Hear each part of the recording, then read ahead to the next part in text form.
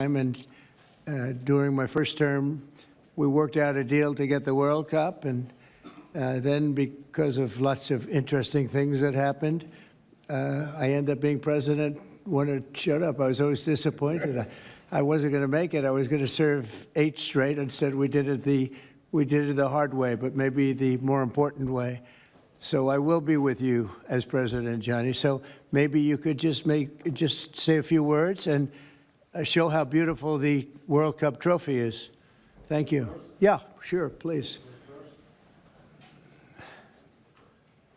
Yeah. The famous key. That's a great key. You want to open it, President? Or Well, you go ahead. I trust you. So this is the new trophy of a new competition. It's called the FIFA Club World Cup. The 32 best clubs in the world with the absolutely best players in the world. And for the first time in history, this competition takes place in the United States. Opening game on the 14th of June. Right. Obviously in Miami. Final on the 13th of July this year in New York, New Jersey. But it's not that. The trophy is special because it has a key, and because, as you can see, if I manage to do that, yes, it's a bit tricky. It's like that. So this is a trophy.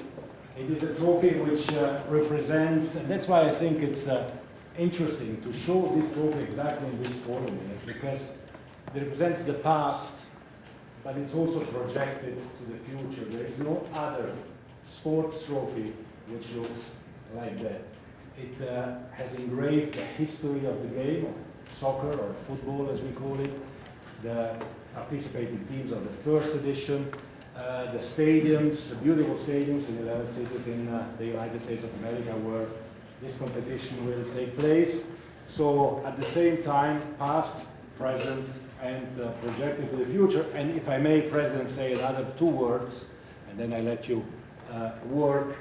I would like to congratulate the President and the administration for not only for the World Cup, the Club World Cup, the World Cup, and the great work done, but also for this initiative that you are speaking about here. If I may add something in this respect, I'm not an expert at all, but FIFA, as you know, is a brand which is globally known, a very strong brand.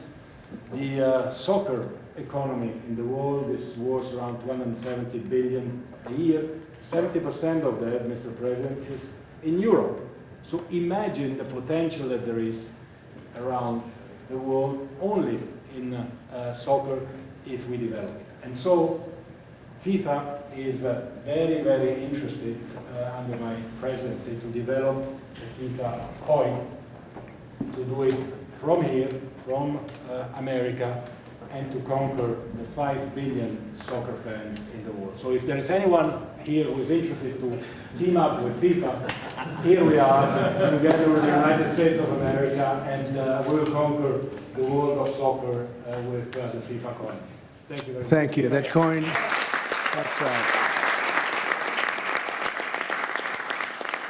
that coin may be worth more than FIFA in the end. It could be quite a coin, actually. Huh?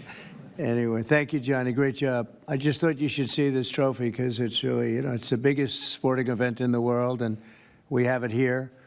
And we appreciate being selected. Thank you very much, Gianni. You do a fantastic job. And welcome to the first ever White House Digital Assets Summit. I know that many of you have been fighting for years for this, and it's an honor to be with you at the White House. I want to thank the White House AI and crypto czar David Sachs, Treasury Secretary. This is David right here, in case you don't know. You know David. And a man who's doing a great job as Secretary of Treasury. Scott Bessent, who's right here. Scott, thank you very much. Commerce Secretary Howard Lutnick, wherever you may be, Howard. Hi, Howard. He's doing some interesting work right now with all that's going on. He's right in the middle of it and doing a great job. Thank you. SBA Administrator Kelly Loeffler. And hi, Kel. SEC Commissioner Hester Pierce. Thank you, Hester. Acting CFTC Chairman Caroline Pham. House Majority Whip Tom Emmer. Hello, Tom. Representative Brian Stile. Thank you. Brian, thank you very much. Digital Assets Council Director Bo Hines. Good, Bo. Great job.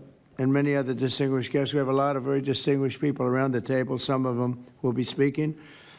I want to thank Marco Rubio also, who's right over there. And we have tremendous people very interested in this subject. And last year, I promised to make America the Bitcoin superpower of the world and the crypto capital of the planet. And we're taking historic action to deliver on that promise, as you know, around the table. Yesterday, I signed an executive order officially creating our strategic Bitcoin reserve.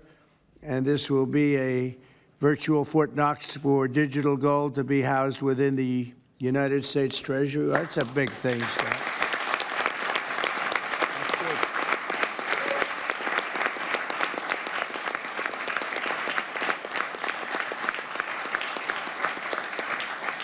The federal government is already among the largest holders of Bitcoin, as you know, really one of the largest holders in the world, with as many as 200,000 Bitcoin obtained via civil law and various other forms of law, and including enforcement actions.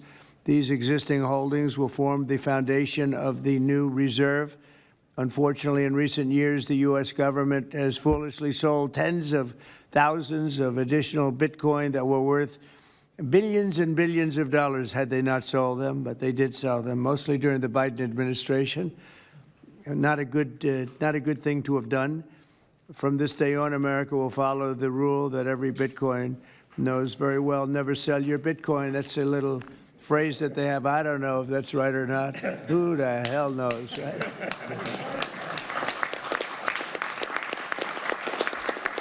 Who knows? Who knows? But so far, it's been right. And well, let's keep it that way. The Treasury and Commerce Departments will also explore new pathways to accumulate additional Bitcoin holdings for the reserve, provided it's done at no cost to the taxpayers. We don't want any cost to the taxpayers. In addition, my order directs federal agencies to conduct an inventory of all crypto assets currently held by the U.S. government and determine how they can be transferred easily to the Treasury. Non-Bitcoin digital assets will be held in a new U.S. digital asset stockpile where they will be managed properly. My administration also is working to end the federal bureaucracy's war on crypto, which was really going on pretty wildly during Biden until the election came about. About 5 months before the election, he became a big fan because he heard how many people were in favor of it and how many people love it and respect it. But I guess it didn't work out too well for him. People understood what was going on and paved the way for groundbreaking innovations in institutional finance. Under the Bitcoin administration, regulators strong-armed banks. I mean, they really did. They strong-armed banks into closing the accounts of crypto businesses and entrepreneurs, effectively blocking some money transfers to and from exchanges, and they weaponized government against the entire industry. But I know that feeling also. Maybe better than you do. All of that will soon be over, and we are ending Operation Choke Point 2.0.